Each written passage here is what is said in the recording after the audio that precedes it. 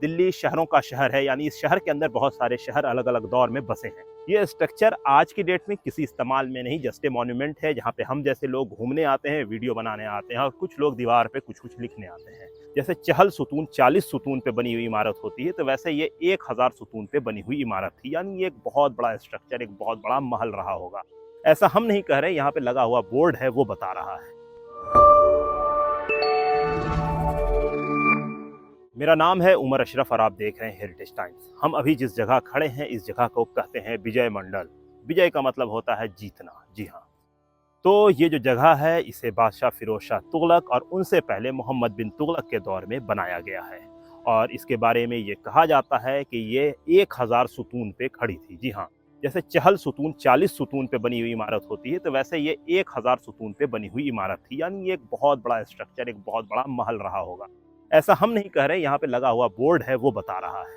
तो अभी हम काफ़ी ऊंचाई पे हैं। ये स्ट्रक्चर अपने भी बहुत भव्य है, इसका बहुत सारा हिस्सा अब खत्म हो गया है, लेकिन एक हिस्सा जहाँ पे अभी हम खड़े हैं ये काफ़ी ज़मीन से काफ़ी ऊंचाई पे है। तकरीबन तीसरे फ्लोर पे आप कह सकते हैं। आसपास में यहाँ पे घर है, उससे भी आप अंदाज़ा लगा सकते हैं। ये स्ट्रक्चर आज की डेट में किसी इस्तेमाल में नहीं, जस्ट ए मॉन्यूमेंट है जहाँ पे हम जैसे लोग घूमने आते हैं, वीडियो बनाने आते हैं और कुछ लोग दीवार पे कुछ कुछ लिखने आते हैं। तो ये एक अलग चीज़ है।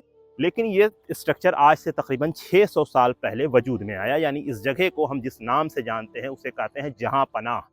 जैसा दिल्ली के बारे में कहा जाता है दिल्ली शहरों का शहर है, यानी इस शहर के अंदर बहुत सारे शहर अलग अलग दौर में बसे हैं। वैसे में जो जहां पनाह है जिसे तुगलक डायनेस्टी ने वजूद में लाया, उन्होंने एक और शहर बसाया था जिसे हम तुगलकाबाद फोर्ट के इलाके से जानते हैं आज की डेट में, उसकी एक अलग कहानी है। लेकिन इस जगह के बारे में भी कहा जाता है कि ये जहां पनाह तुगलक राजवंश के दौर में ही वजूद में आया। यहाँ से कुछ 100 मीटर भी नहीं होगा, बगल में एक बहुत ही बड़ी भव्य मस्जिद है और उस मस्जिद को शर्फ हासिल है दिल्ली की सबसे पुरानी मसाजिदों में से एक होने का। ये मस्जिद भी वीरान है, तकरीबन 150 साल से वहाँ तो नमाज हुई ही नहीं है और बहुत बड़ा भव्य स्ट्रक्चर उसका आज भी मौजूद है।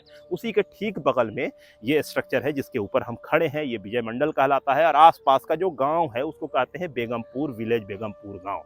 तो काफ़ी लंबे खित्ते में ये फैला हुआ है। अंदर में किसी बुजुर्ग का माजार भी है और साथ में एक छोटा सा स्ट्रक्चर, ऐसा देख के लग रहा है माजार के साथ एक मस्जिद बना दी जाती थी, इस नियत के साथ कि कोई भी इंसान अगर उस मस्जिद में नमाज पढ़ेगा तो उसका सवाब उस बुजुर्ग को जाएगा। और साथ में एक ये होता था कि कोई फातिहा खानी के लिए आया है तो नमाज का वक्त हो गया तो वो नमाज भी अदा कर लेगा। तो इस कैंपस के अंदर वो भी मौजूद है।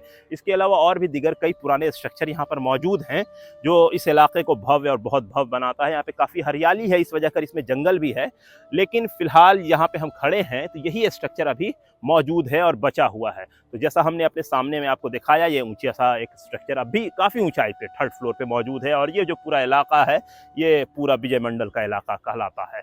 तो हम जब यहाँ पर आए तो हमने एक कोशिश की कि आपको दिल्ली के एक पुराने स्ट्रक्चर जिसके बारे में बहुत कम सुना जाता है, बहुत कम बात होती है, वो आपको दिखाएं। तो ये जो स्ट्रक्चर है, ये जो किला है, ये जो इमारत है, अगर आप यहाँ पे आना चाहते हैं तो यहाँ पे बिल्कुल ही नज़दीक में एक मेट्रो स्टेशन है जिसका नाम है हौज खास। जी हाँ, हौज खास उतर के बमुश्किल 5 मिनट का रास्ता है, आप यहाँ पर पहुँच सकते हैं।